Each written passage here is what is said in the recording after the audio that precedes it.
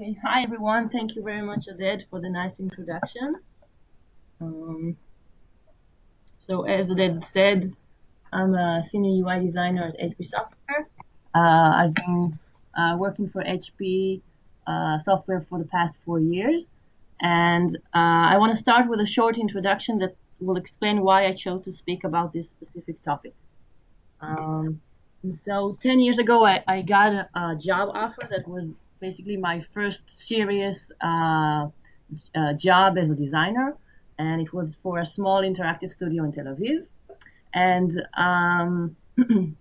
and a week before my first day, I got a phone call from my boss who said, "Hi, I just wanted to make sure if you have a valid passport."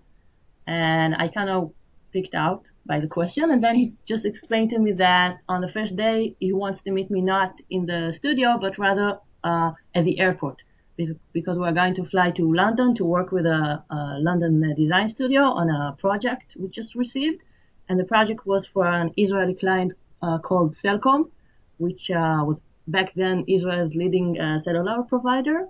And the reason we had to work for a week with the UK-based studio, it's because they did the design they basically did the rebrand for the company, and we were in charge of the interactive and digital branding. So we had to do from scratch the website and the application. And so we flew to London, and the studio is called Research Studio. A very nice studio in London, and it was managed by Neville Brody, which is a very famous British designer. He's now the head of the Department of Arts and Design in the RCA. And and I was very amazed to find out that the team of designers there were actually junior designers. They were all fresh graduates from design schools, and they came from different parts of the world. So there was a designer from India and from Germany and Italy and France and Ireland and South Africa, and also a designer from Israel. And so the team was basically 8 junior designers from different parts of the world. And the process of working with them was exceptional. It was really brilliant. I mean, it was an experience I will treasure till now, as you can see, because the whole brainstorm idea process was really interesting. Everyone came up with their own concept, and there were many views and opinions, and it was a really exciting and interesting process for us. And then we came back to Israel a week later, and you can see the difference between the London studio and the Tel Aviv studio, and worked on the concept we established there. And then a couple of designers came from London to work with us, and it was a really nice experience. And so I started thinking about this diversity. Did the website that we launched after the brainstorming process look and act differently because there were so many different views and aspects? And this leads me to the first question I'm going to ask in this talk. And the question is, ultimately, does it matter? In order to produce a good and valuable design, does it matter where I come from? Here you see a bunch of very talented and famous designers that come from different parts of the world. Does it matter that one designer is from Germany and the other is from Japan and the other is from the US? Does it matter that when I look at their works, does it matter that they come from different places? And I want to suggest 2 possible answers. The one is yes, and the other is no. And I'll start with the no. It doesn't matter, because even though we have different diverse backgrounds, we're still very much the same. We more or less have the same biology and more or less same feelings and emotions. And moreover, we are all byproducts of a phenomenon called globalization.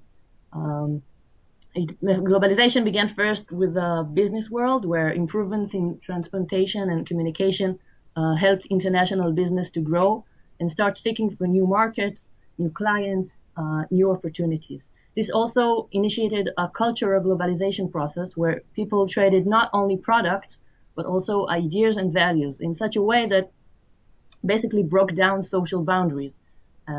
Gaps between countries began to close. And then came the ultimate tool for globalization in the early 1990s, the World Wide Web.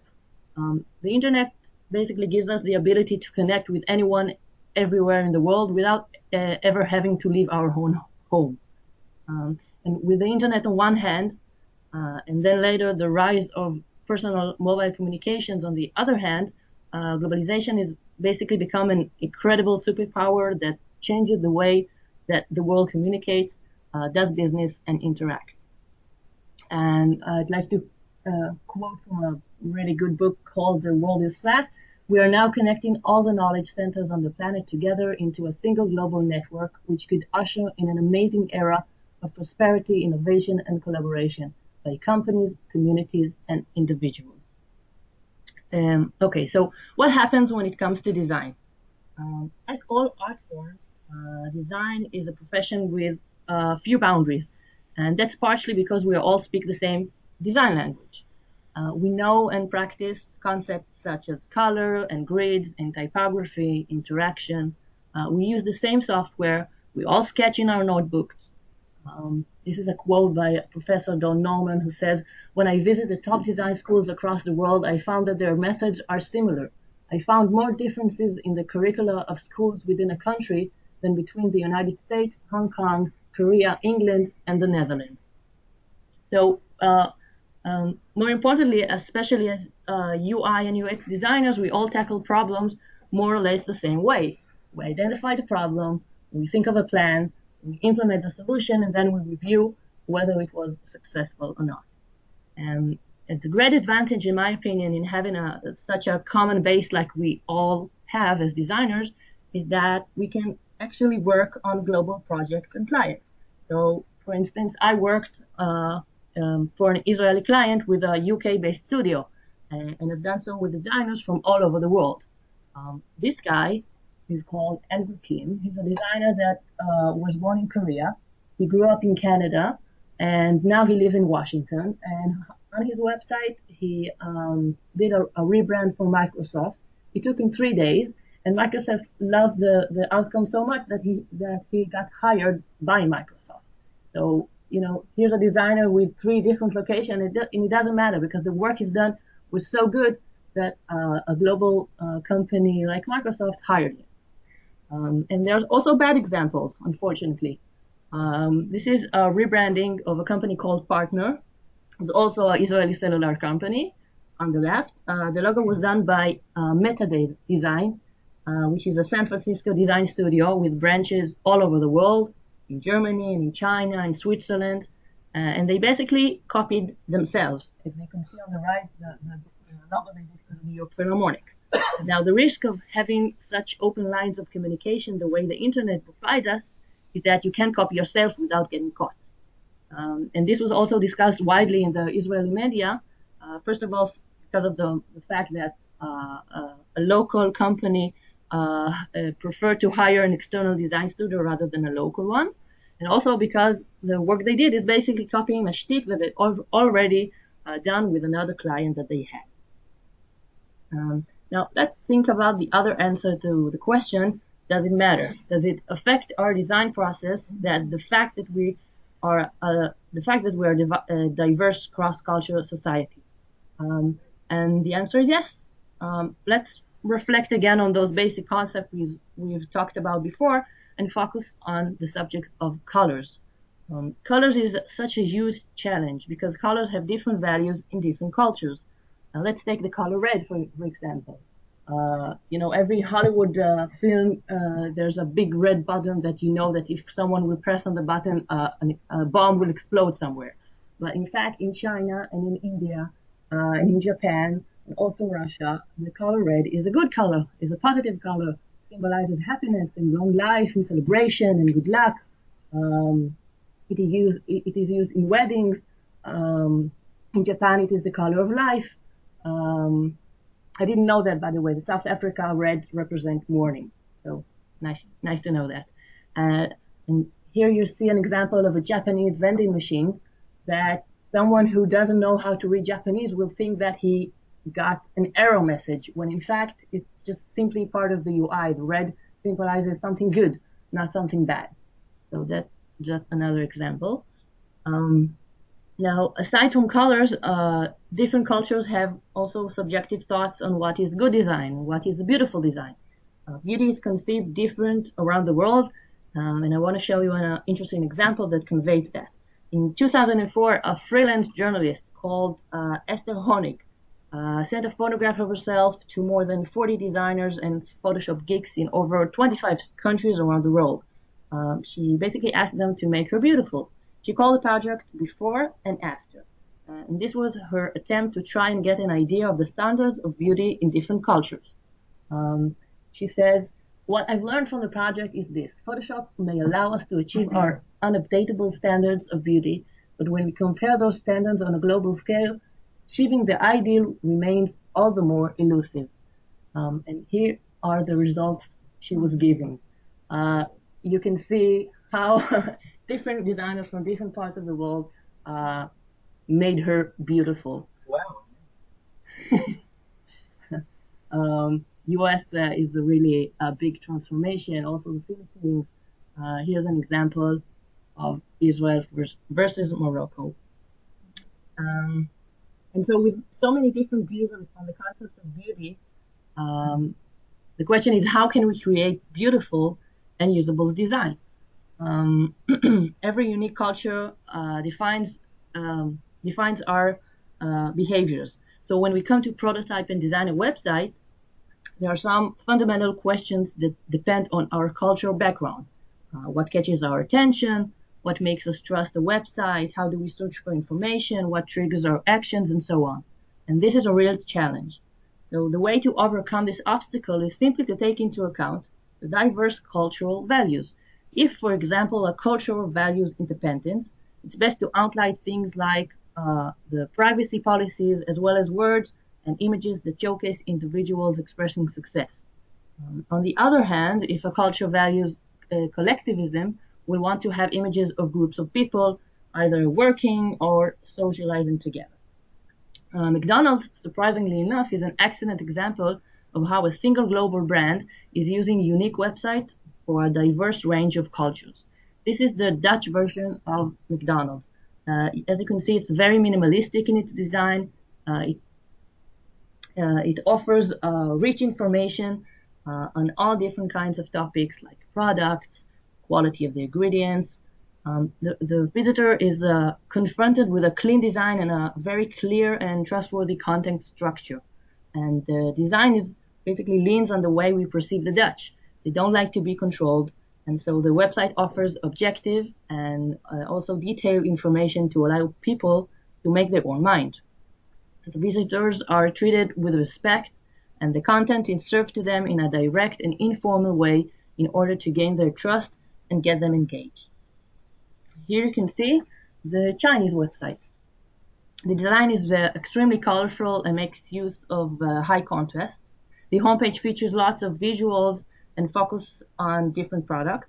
And this is appealing to the Chinese culture that is used to solid structures. It also trusts the brand and take it as an expert. The visitors are perceived as less driven to search and so the content is offered to them in the shape of facts and clear statements. And here is the Turkish McDonald's website, where the social aspect is really important. You can see there are two places where Facebook and Instagram, and also on the left there's a Thai McDonald's Facebook. This is really important. This is appealing to the Turkish culture because it is considered to be a collective culture. It acts in the interest of the group rather than their own interest. So users take decisions based on the opinion of others and what's common or popular. And I want to finish my talk with another question that is perhaps the most important one. How can we take into consideration the variety of our cultures and our users? And I think that the first step is to first acknowledge our own identity and culture. I want to show you a quote by David Carson, who's an American designer. He had a TED Talk in 2003 called Design and Discovery. It's a really good and funny lecture, so I recommend you all watch it. And he said there, you have to utilize who you are in your work. Nobody else can do that. Nobody else can pull from your background, from your parents, your upbringing, your whole life experience. And he also mentions there another key element that can help any designer out there, and that is to be curious. to simply have an open mind, to ask questions, and to take interest. I think that in today's cross-cultural society, we're exposed to so many opinions and views, but still I feel like we have to take that, extra mile and really dig a little further in how different cultures see our designs, and more importantly, how they communicate with them. And the second step is an advice given by an American UI designer and developer called Nick Shaden. I hope I'm pronouncing his name correctly. He was asked what's the biggest problem in our industry today. And he basically says that design's biggest threat is the lack of diversity, and that we should all be proactive. In other words, when we recruit candidates or look for people to talk in conferences, we shouldn't settle for our friends or people that have the same background as ours, but rather look for the different voice, that other voice that didn't grow up necessarily in the same neighborhood or went to the same school as us. He says a more diverse design community adds more than moral or cultural benefits. It also makes us fundamentally better designers. If designers came from a wider range of racial, cultural, and socioeconomic backgrounds, we'd immediately see less broad, often mistaken assumptions about our users. And when you have more cultures and backgrounds contributing to a design sprint, better functionality for international markets come along for the ride. And I personally think that's a very interesting view on things, and a really important aspiration that we all should take into account. Thank you very much.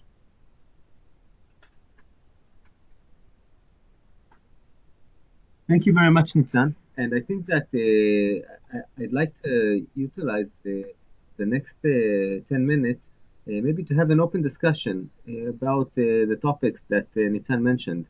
Because I think that Nitzan pinpoints something very interesting. You can see by the call here that we have people from across the globe. You have people from the US and from Germany. We have people that this recording, they'll see it offline from China and from India in our offices. And we all create one software to serve a population that consumes it worldwide in companies that are international.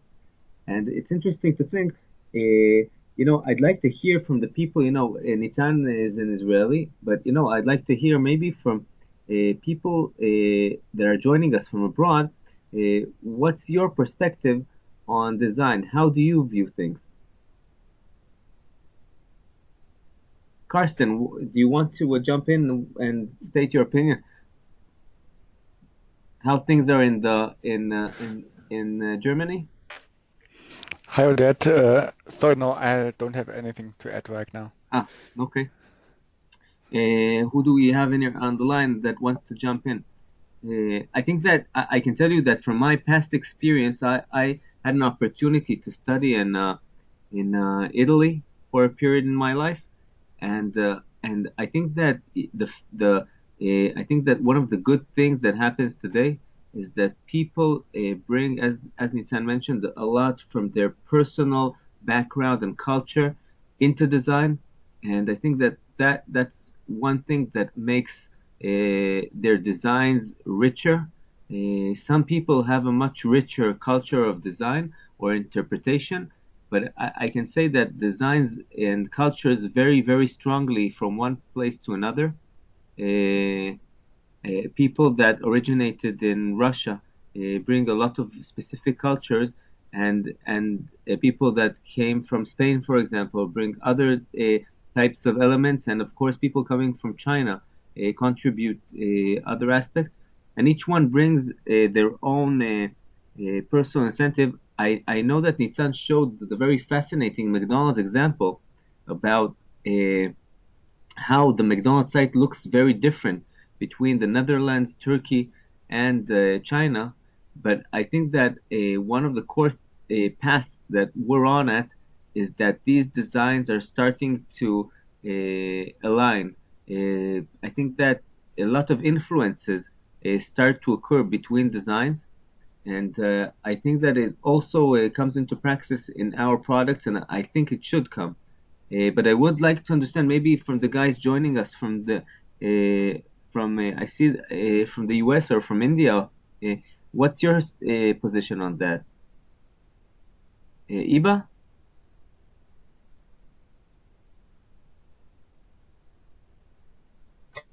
Yeah, I agree. Like there are different perceptions in different countries. So yeah, that's correct. Yeah. I had an opportunity to visit India uh, about, I think it's almost 12 years ago.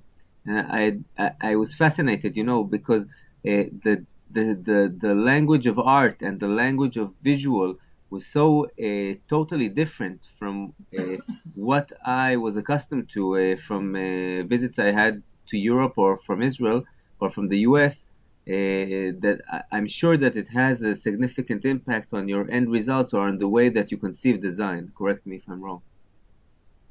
Yeah, that's correct. Yeah, true about it. Okay. Anyone else want to comment?